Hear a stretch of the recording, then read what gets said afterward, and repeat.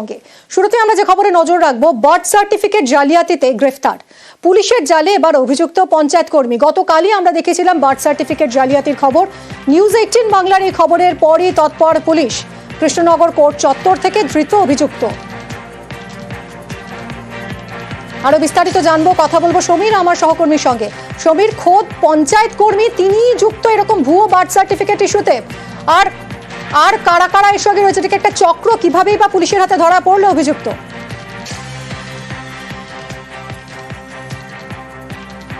দেখো মিমি, গতকাল আমরা দেখিয়েছিলাম চাপড়ার হৃদয়পুর পঞ্চায়েতে বার্থ সার্টিফিকেট জালিয়াতিতে অভিযুক্ত আশিস কর্মকার, এবং তার বিরুদ্ধে তদন্ত শুরু হয়েছে এবং তাকে পুলিশ খুঁজছে।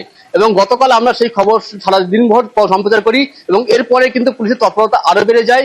এই আশিস কর্মকারের যত আত্মীয় আছে তাদের বাড়িতে পুলিশ তল্লাশি চালায়, কিন্তু তার পুরো হদিশ পাওয়া যায়নি। আজ সকালে তিনি যখন আইনজীবীর সঙ্গে কথা বলতে কৃষ্ণনগর আদালতে আসেন, সেই খবর পৌঁছে যায় পুলিশের কাছে। এরপরে কিন্তু চাপড়া থানার পুলিশের দল তাকে সেখান থেকে গ্রেপ্তার করে চাপড়া থানায় নিয়ে যায়। আগামীকাল তাকে কৃষ্ণনগর জেলা আদালতে তোলা হবে এবং তাকে জিজ্ঞাসাবাদ করে জানা যাওয়ার চেষ্টা করা হবে যে এই চক্র সে কিভাবে চালাতো, তার সঙ্গে কে কে যুক্ত আছে এবং কিভাবে এই টাকার বিনিময়ে না অন্য কোনো কিছু বিনিময়ে এই জাল সার্টিফিকেট দেওয়া হতো, এবং এছাড়া এতদিন পর্যন্ত কতজনকে এই জাল সার্টিফিকেট প্রদান করা হয়েছে তার বিষয়ে জিজ্ঞাসাবাদ করা হবে। প্রাথমিকভাবে পুলিশের যেটা জানতে পেরেছে বা আমরা জানতে পেরেছি, তাদের জানা যাচ্ছে যে সাইবার ক্যাফেতে যারা বার্থ সার্টিফিকেটের জন্য আবেদন করতো তাদের সঙ্গে যোগাযোগ হয় এই আশিস কর্মকারের, এবং তিনি পঞ্চায়েত থেকে জন্ম বিভাগে কিন্তু কাজ করতেন এবং সেখান থেকেই জন্ম শংসাপত্র কিন্তু তাদেরকে দিয়েছেন।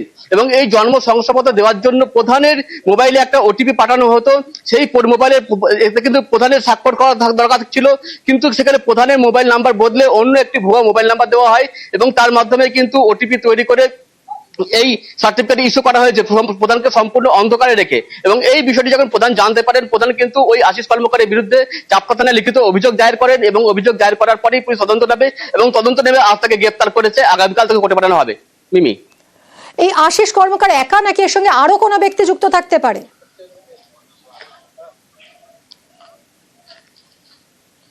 দেখো, এখনো পর্যন্ত এই বিষয়টা পরিষ্কার করে কিছু জানা যায়নি, কারণ সবেমাত্র আশিস কর্মকারকে গ্রেপ্তার করা হয়েছে। তাকে জিজ্ঞাসাবাদ করে জানা যাবে এই চক্রের সঙ্গে কে বা কারা জড়িত। তবে প্রাথমিকভাবে যেটা অনুমান করা হচ্ছে, বিভিন্ন সাইবার ক্যাফেতে যারা জন্মের শংসাপত্রের জন্য আবেদন করতেন তাদের সঙ্গে কোনো একটা চক্র জড়িত রয়েছে এবং সেখান থেকেই এই আবেদনপত্র চলে আসতো কিন্তু এই আশিস কর্মকারের কাছে। এবং এই আশিস কর্মকার হৃদয়পুর পঞ্চায়েতের এই জন্ম সার্টিফিকেট দিবার ভাবে কাজ করত এবং সেখান থেকে তিনি এই জাল শংসাপত্র দিয়েছেন। এবং এই জাল শংসাপত্র দেওয়ার জন্য সরকারি যে পোর্টালটা রয়েছে, এই পোর্টালে কিন্তু লগইন পাসওয়ার্ড তার কাছে থাকতো, কিন্তু তার প্রধানের যে মোবাইল নাম্বার সেটা কিন্তু এর সঙ্গে অ্যাটাচ করা ছিল। এই প্রধানের মোবাইল নাম্বারে একটা ওটিপি যেত এবং এই ওটিপি সেখানে পুনরায় দিলে পারে কিন্তু শংসাপত্র ইস্যু হতো। কিন্তু প্রধানকে এই বিষয়ে সম্পূর্ণ অন্ধকারে রেখে অন্য একটি ভুয়া মোবাইল নাম্বার এক্ষেত্রে ব্যবহার করা হয়েছে। এবং যখন পরবর্তীকালে স্বাস্থ্য দপ্তর এই পঞ্চায়েতের যে সার্টিফিকেট প্রদান করা হয়েছে তার হিসাব নেয়, দেখা যায় অনেক ধন্যবাদ। ঠিক কি অভিযোগ এই আশিস কর্মকারের বিরুদ্ধে? আমরা গতকালই এই খবর আপনাদেরকে দেখিয়েছিলাম। কি অভিযোগ উঠেছিল আশিস কর্মকারের বিরুদ্ধে, দেখুন।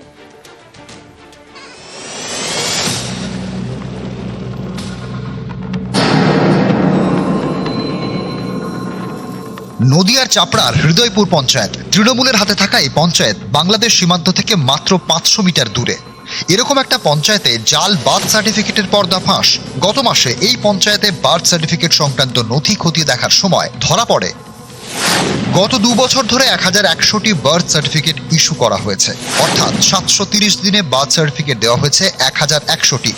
অভিযোগ, কোনো নথি ছাড়াই বার্থ সার্টিফিকেটগুলি দেওয়া হয়েছে। বেশিরভাগ ক্ষেত্রে দেখানো হয়েছে শিশুর জন্ম বাড়িতে। চাপড়ার হৃদয়পুর পঞ্চায়েত থেকে বার্থ সার্টিফিকেট পেয়েছেন ভিন রাজ্যের বাসিন্দাও। আগে ক্যাজুয়ালি দেওয়া হতো লিখিত ভাবে, এখন তো তা না, এখন তো ডিজিটাল। এখন লগ ইন পাসওয়ার্ড দিয়েই সমস্ত কিছুটা করা হয়, কিন্তু লগ ইন পাসওয়ার্ড গুলো তার ফোনেই ছিল, ভিএল এর ফোনেই ছিল।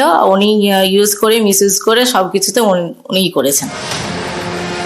এই ঘটনায় অভিযোগের আঙুল উঠেছে পঞ্চায়েতেরই কর্মী আশিস কর্মকারের বিরুদ্ধে। সরকারি পোর্টালের মাধ্যমে বার্থ সার্টিফিকেট ইস্যু করা হয়।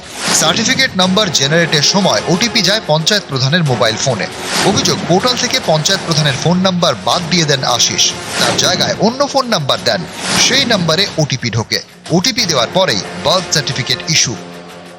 এই ঘটনা সামনে আসার পরই পঞ্চায়েত কর্মী আশিস কর্মকারকে শোকজ করেন প্রধান। চাপড়া থানায় অভিযোগ দায়ের করেছেন। আপনি কে হন আশিস কর্মকার? হ্যাঁ, ওনাকে ফোনে পাওয়া যাবে না? উনি কবে থেকে বাড়ি নেই? কালকে এদিকে গেছে পঞ্চায়েতে গেছিল, পঞ্চায়েতে গিয়েছিল। ওখানে কি সমস্যা হয়েছিল? আপনাদের সাথে যোগাযোগ করছে না? চাপড়া থানা আন্ডারে একটা কেস রেজিস্টার হয়েছে अगेंस्ट अ पर्सन नेम्ड आशीष कर्माकर যে হিরাইদয়পুর জিপিতে কাজ করতো আর ওনার अगेंस्ट অভিযোগ আছে উনি যে ফেক বার্থ সার্টিফিকেট ইস্যু করেছে আন্ডার সেকশন 318 336 340 341 বিএনএস এ। নদিয়ার হাঁসখালি ব্লক সম্প্রতি এখানকার বগুলা 2 নম্বর গ্রাম পঞ্চায়েত থেকে 4888টি জাল বার্থ সার্টিফিকেট ইস্যু করার অভিযোগ ওঠে। গ্রেপ্তার করা হয় পঞ্চায়েত সচিব সহ 4 জনকে। এরকম জাল বার্থ সার্টিফিকেট নিয়ে বাড়ছে উদ্বেগ, কারণ নথি ছাড়াই হাতে বার্থ সার্টিফিকেট পেয়ে যাচ্ছে বাংলাদেশি অনুপ্রবেশকারী থেকে জঙ্গিরা। সেই বার্থ সার্টিফিকেট দিয়ে তৈরি করে ফেলছে আধার কার্ড এবং ভোটার কার্ড। বার্থ সার্টিফিকেট দেখিয়ে তৈরি করে নিচ্ছে পাসপোর্টও। অর্থাৎ এদেশে পরিচয়পত্র পেতে বড় হাতিয়ার জাল বার্থ সার্টিফিকেট। নদিয়ার চাপড়া এরকম শয়ে শয়ে জাল বার্থ সার্টিফিকেট ইস্যু হয়েছে বলে অভিযোগ, সেটাও এমন একটি পঞ্চায়েত থেকে যার খুব কাছেই বাংলাদেশ সীমান্ত। নিউজ 18 বাংলা।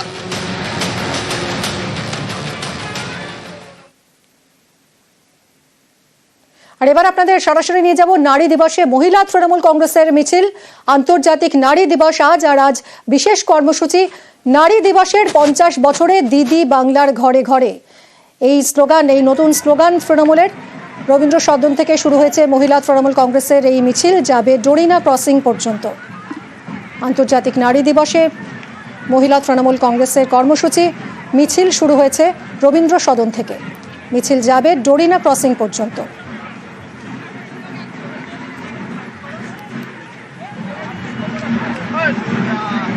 ইতিমধ্যেই মিছিল শুরু হয়েছে এবং পায়ে পা মিলিয়েছেন মহিলারা। আন্তর্জাতিক নারী দিবসের 50 বছরে এই বিশেষ কর্মসূচি মহিলা তৃণমূল কংগ্রেসের। একেবারে সামনেই রয়েছেন চন্দ্রিমা ভট্টাচার্য, কৃষ্ণা চক্রবর্তী, তৃণমূলের তাবড় নেতারা সামনে রয়েছেন এবং মিছিল ধীরে ধীরে এগিয়ে চলেছে।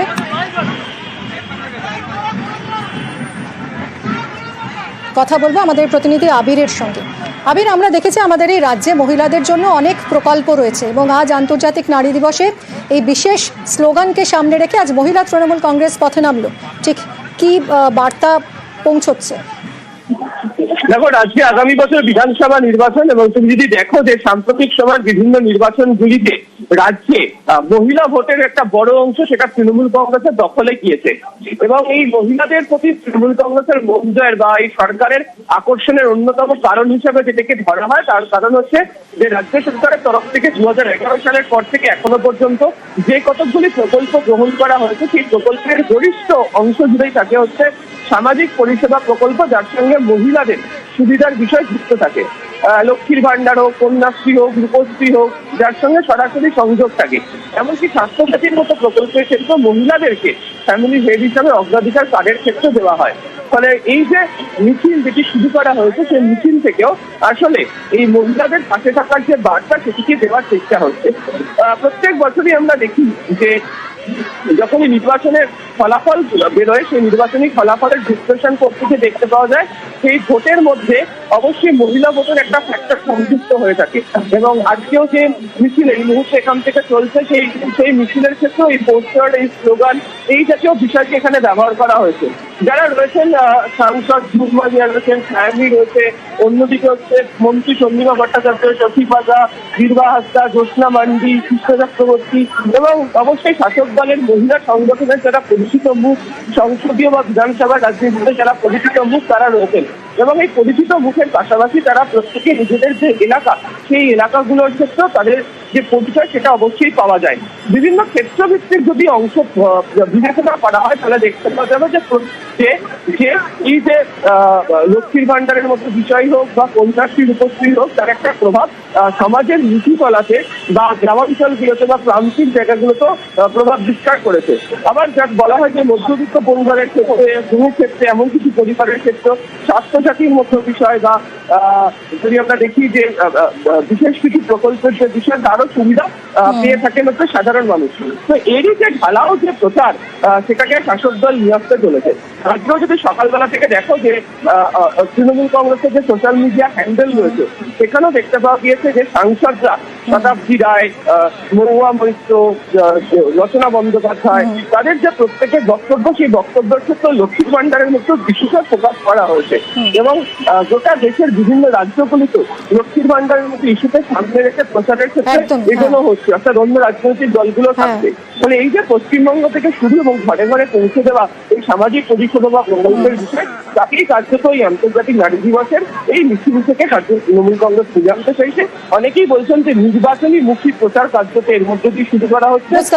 অনেক ধন্যবাদ।